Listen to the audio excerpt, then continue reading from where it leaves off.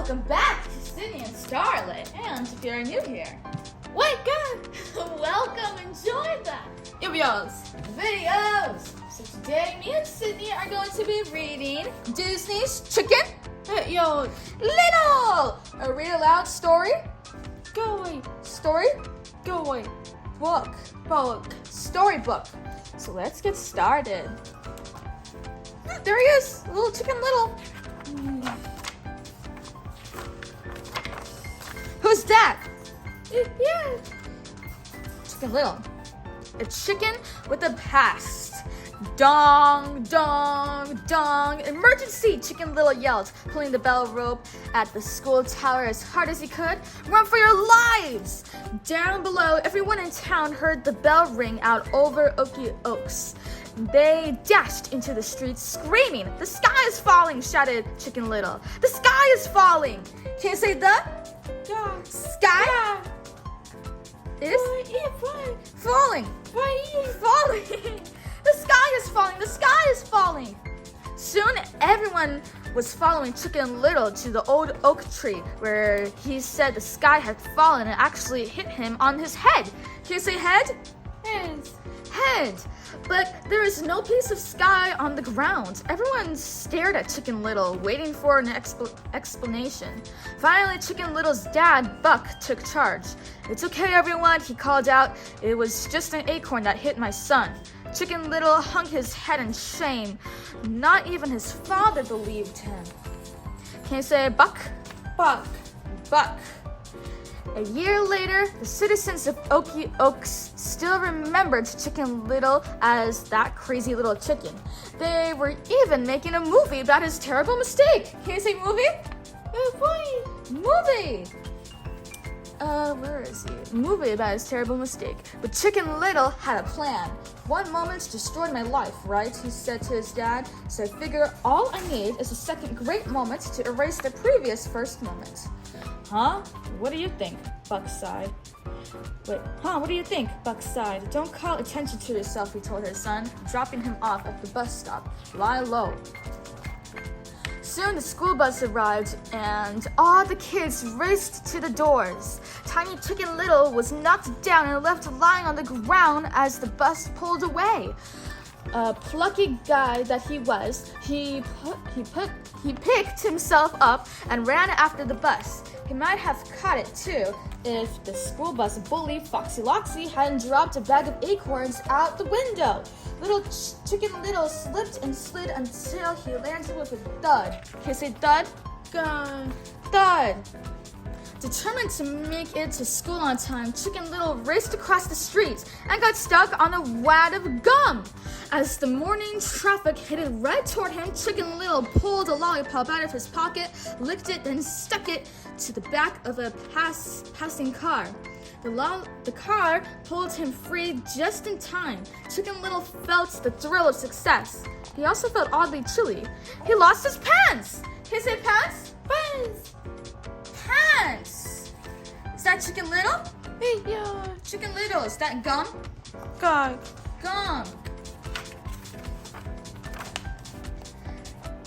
Hiding all the way, Chicken Little raced to school in his underpants. He wouldn't be able to enter through the front door, so he brought a soda from the nearby machine, shook it up, and launched himself through an open window.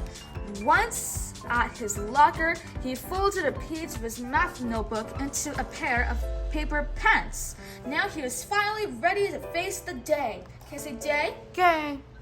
Day.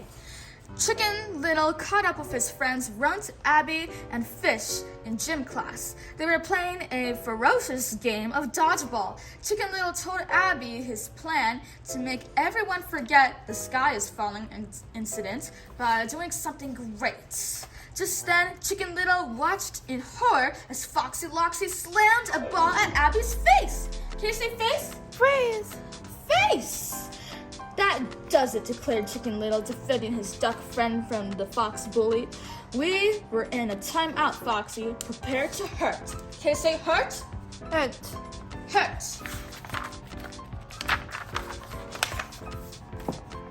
The Foxy Loxy's sidekick, Goosey Lucy, grabbed Chicken Little and flung him against the window.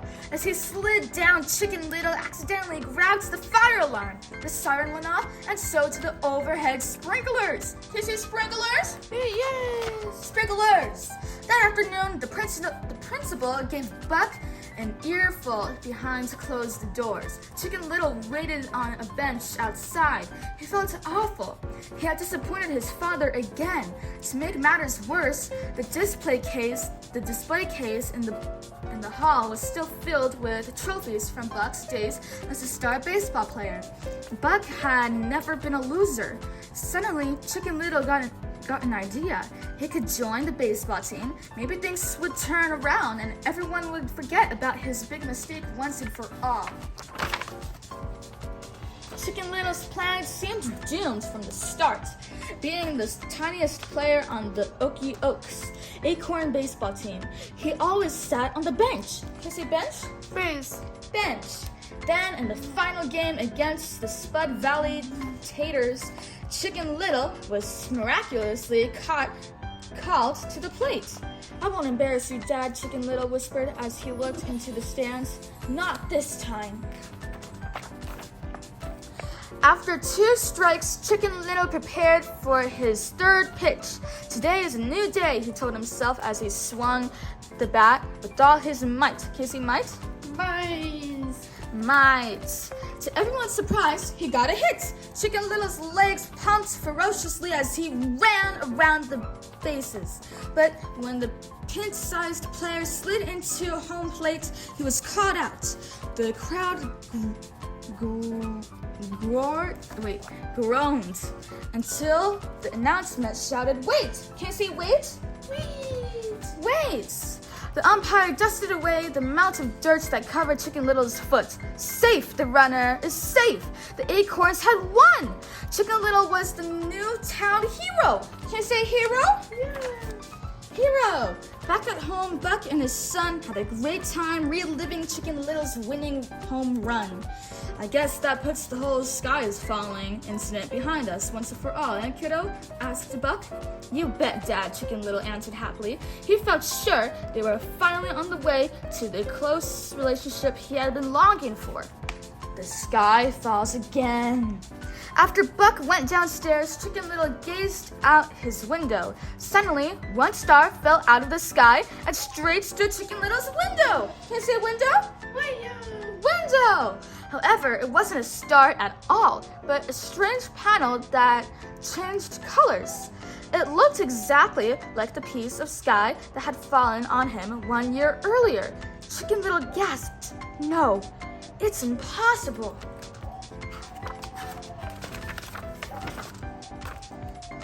Chicken Little telephoned his friends Abby, Runch, and Fish. Can you say fish? Fish. They stopped their karaoke and raced over to help. Abby took one look at the panel and said, "Okay, let me guess. You haven't told your dad yet." "Abby, please," Chicken Little begged. "This is exactly what fell on me the first time. There's no way I'm bringing this up again with him." Meanwhile, the panel floated up off the ground and zoomed out the window, with Fish on top of it. Chicken Little, Abby, and Runch raced outside to find Fish. They couldn't see their friend. Instead, they saw a glowing light stick up in the sky. The same light stick Fish had been holding during the karaoke earlier that night. Fish was invisible, but his light stick wasn't. Chicken Little and Abby chased after the zooming light as fast as they could. Runch did his best to keep up. The chase led the friends to the baseball stadium. Suddenly, a fierce clone, however you say it, swirled around him. They ran into the safety of the dugout just in time to see the spaceship. The strange ships hatched open, and 2 scary-looking aliens with long tentacles climbed out. "Poor Fish," waited Grunts. "He's gone. Gone, man." Oh, wailed Grunts, not waited. But then, miraculously, Fish appeared waving from the top of the ship. The 2 aliens floated across the ball field and disappeared into the night. The frightened friends climbed into the spaceship to rescue Fish. As they made their way along the dark, creepy corridor, Chicken Little stopped to examine a furry orange creature floating in a blue light. The fascinated chicken winked, and the furry thing winked back. As Chicken Little hurried onward, he did not notice that the little creature was following him. Can you say following? Following. The three friends continued their search. This page, stay still page. Nervously calling Fish's name, Chicken Little spotted a screen of slime with Fish's skeleton in it. Runt nearly fainted. To their enormous relief, Fish, looking like his old self, popped out from behind the screen. Did they hurt you? Abby asked, knocking on Fish's helmet. Don't tap the glass, Chicken Little told her. They hate it when you do that. Meanwhile, Runt had made a horrifying discovery. It was a glowing map of a trail of planets, each one crossed out with a big X. And the next planet on the trail was Earth. Can you say Earth? Earth! The aliens' attack plan was clear. We're next, Chicken Little gulped. The reunited friends ran back toward the hatch as fast as they could. Unfortunately, the aliens had returned. After the four friends had made their way through the trees, they tripped and rolled down a steep hill into a cornfield. They hid, terrified, as the aliens searched the field. Suddenly, the aliens' tentacles spotted spinning blades, cutting down every cornstalk in sight. Chicken Little and the others darted through the plants, trying desperately to escape. Nobody saw the orange creature watching them. We've got to ring the school bell to warn everyone, said Abby. Chicken Little and his friends ran frantically toward the school, but the doors were locked. Thinking quickly, Chicken Little used his fizzy soda trick to launch himself to the bell tower. Down below, the aliens had cornered Runt, Abby, and Fish. There was no time to lose. Can I say lose? Lose. Chicken Little was about to pull the rope when memories of last time had rung. Chicken Little was about to pull the rope when memories of the last time he had rung the bell came rushing back to him. He knew that he risked embarrassing his father and becoming the laughingstock of the town all over again. But if he didn't ring the bell, he was risking the lives of his friends and everyone else in Okie Oaks. So Chicken Little bravely sounded the alarm. Can you say alarm? Yeah. Alarm! By the time the townsfolk arrived, the aliens had already fled back to the cornfield. Chicken Little urged the crowd to hurry with him to the baseball stadium where the spaceship had landed. But just before they went through the gates, the mayor made everyone halt. Had I found a penny, I wanted to pick it up. When everyone finally made it to the stadium, the spaceship had disappeared. I know this looks bad, Chicken Little explained, but there's an invisible spaceship right there. Chicken Little began throwing rocks in the air, trying to hit the ship to prove it was there. Hitting nothing, the rocks fell to the ground one by one. You see, they were cloaking panels on the bottom that make it disappear. And I know this because one fell out of the sky and hit me on the head. It's the acorn thing all over again, someone shouted. No, wait, they weren't aliens, insisted Abby. They had 3 big red eyes and claws and hooks and tentacles, added Runt. I'm telling the truth, Chicken Little said. Dad, I'm not making this up. You've got to believe me this time. But Buck didn't believe him. I can't tell you how embarrassed I am, folks. Buck managed an awkward smile as he spoke to the angry crowd. I'm really sorry about this, everyone. Buck took one last look at his son and then walked away. Chicken Little had never felt so alone. Can you say alone? Yeah. alone. Meanwhile, the fuzzy orange creature from the spaceship was hiding nearby. It watched as the alien craft grew smaller and smaller in the sky overhead. Can you say smaller? Bye. Smaller. Left behind on a strange planet, it felt just as alone as Chicken Little did. The little creature decided to follow the only Earthling it recognized. Can you say Earthling? Earthling. Family matters. The next day, Okie Oaks was still not back to normal. Buck spent hours answering phone calls, emails, and even skywritten messages, each one complaining about the total chaos Chicken Little had caused. Again. But the chaos was just beginning. In the backyard, Chicken Little's friends were trying to cheer him up when suddenly the furry orange creature appeared. He seemed upset, but nobody could understand what he was saying, except Fish. Can you say Fish? Right. Fish. As the alien babbled and blubbered, the fish translated for his friends. They learned that the furry creature was an alien child who had been accidentally left behind by his parents. Suddenly, a fleet of spaceships appeared over the town of Okie Oaks. The aliens thought that Chicken Little had kidnapped the alien child. Buck raced to find his son.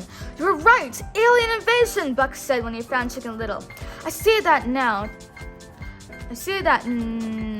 right here. Okay, there we go. Chicken Little wanted to explain that it was a rescue, not an invasion, but he didn't think his dad would believe him. Instead, he ran off with his friends to help the little alien, who was running desperately towards the spaceships. Can you see spaceships?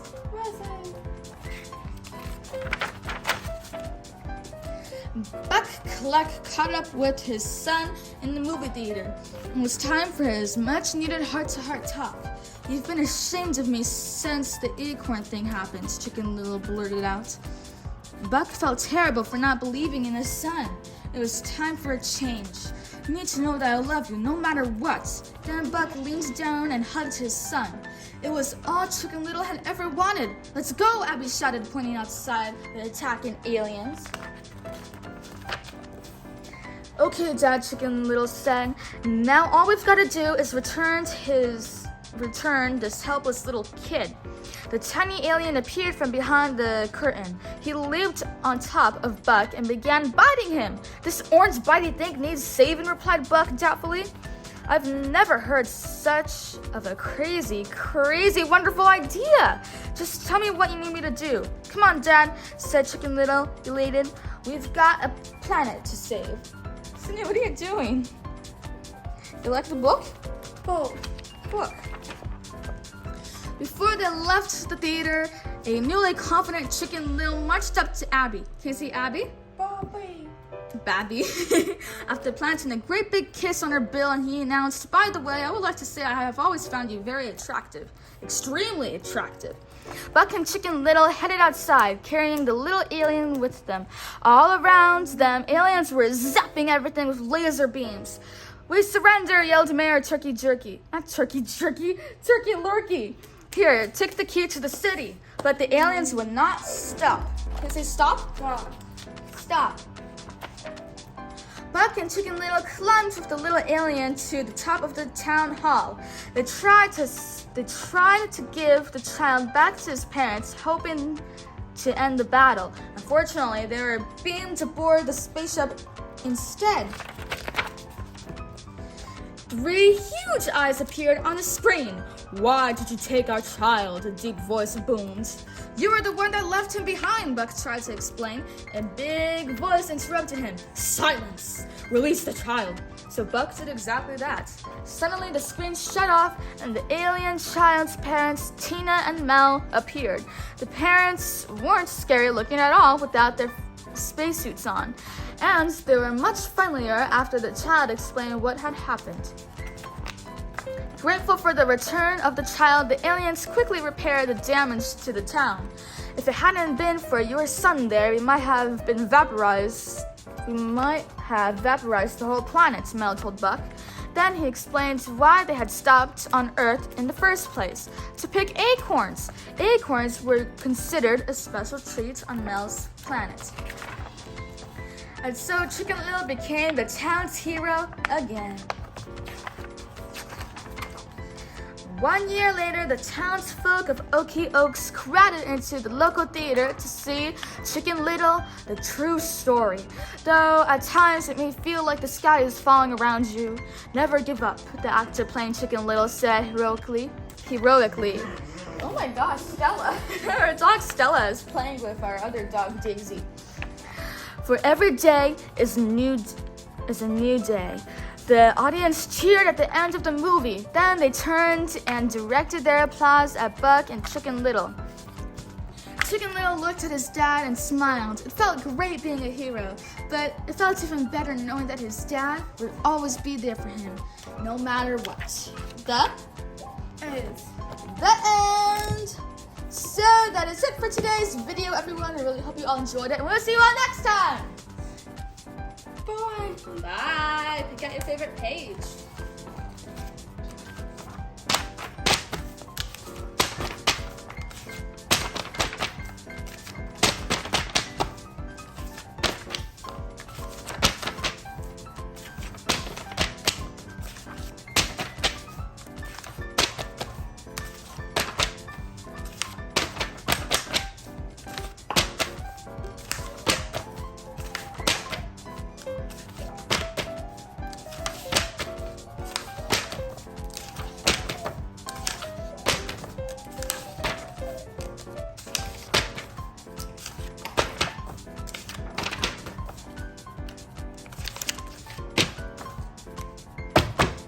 It's a very good page. Who's your favorite character?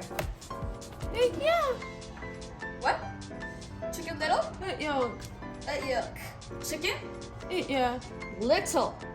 Go. Bye-bye.